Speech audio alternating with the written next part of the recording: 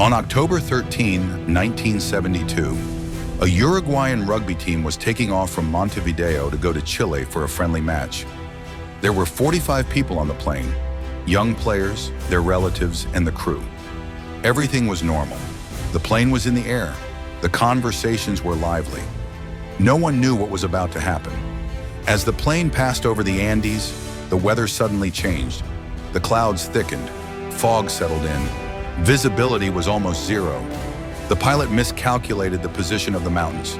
The plane had entered the middle of the mountain range, and suddenly, the plane's wing hit a mountain, then the fuselage tore apart. The passengers were screaming, and the plane was hurtling down the mountainside. A few seconds later, everything stopped. 12 people had lost their lives in the crash. The rest were stranded in the middle of the snowy mountains, 4,000 meters above sea level, in minus 30 degrees cold. There was no help, no food, no contact with the outside world. The survivors were in great shock. There were wounded.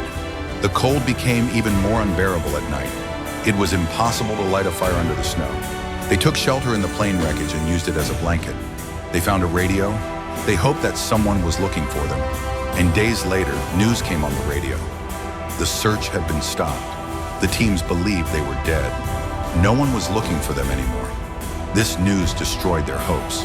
They were getting weaker every day. Some were freezing to death in the cold. Others were dying from their injuries. But they were still fighting. This was only the beginning. Chapter 2. To survive hopeless days under the snow. The days after the accident passed, hope was slowly fading away. The survivors were trying to survive on the top of the mountain, in the cold that exceeded minus 30 degrees, with thin clothes. They had almost no food. The few chocolates they found inside the plane, a few bottles of drinks, and a small amount of canned food, that was all. This food was enough for a group of 45 people for only a few days. The wounded were writhing in pain. Some had broken legs. For others, fighting the cold was a battle in itself. The nights were spent in hunger and the danger of freezing, and during the day they tried to make plans to escape from the mountain. But there was only snow and silence around them, endless whiteness. And then, one day, the radio broke the silence. The sentence they heard shook them all deeply. Rescue efforts have been stopped. It is estimated that no living beings have been found. At that moment, everyone understood. They were on their own now. They would either hold on to each other and survive, or they would slowly perish. As the days passed, the corpses began to decompose. The food was completely gone. Hunger began to strain their minds. And finally, the most difficult decision was made. In order to survive, they had to eat the corpses of their dead friends. This was something none of them had ever imagined. It was against their beliefs, their human dignity, their moral values, but they wanted to survive, and they had no other choice. It took hours to take the first bite. No one wanted to do it. No one even wanted to look. But the helplessness of the body pushes a person to the darkest limits. From that moment on, the struggle for survival took on a completely different dimension. They were now fighting against the cold, hunger, and their conscience in the endless mountains. But some of them would continue to search for a way out of this hell. Chapter 3, The Liberation March, Aid from the Dead.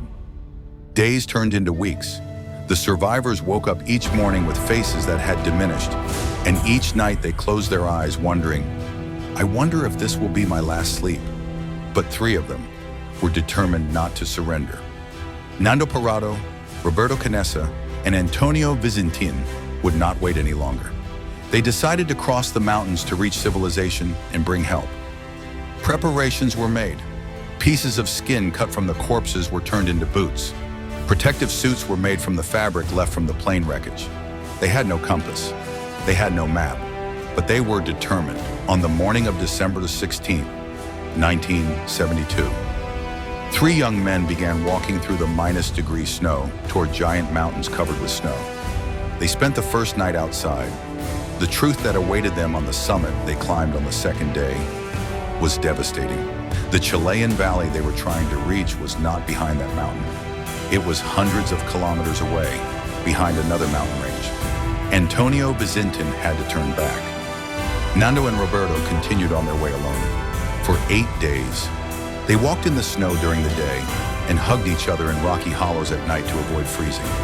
They sucked water from tree trunks, ate snow, fought the wind. And finally, they saw a man far from a shepherd's hut. Roberto shouted with all his might, "Help!" The man did not hear them, but he returned the next day and this time threw a rope with a note. In the note, Nando and Roberto explained who they were and where they came from. The next day, helicopters took off. Those people who had defied death for 72 days were finally being rescued. A total of 16 people survived. The whole world talked about this story, and those who survived were never the same again. And this event went down in history as a symbol of human endurance, hope, and the power to hold on to life. This was the story of those who paid the price of survival, a test of being human on top of a mountain, a test of conscience under the snow,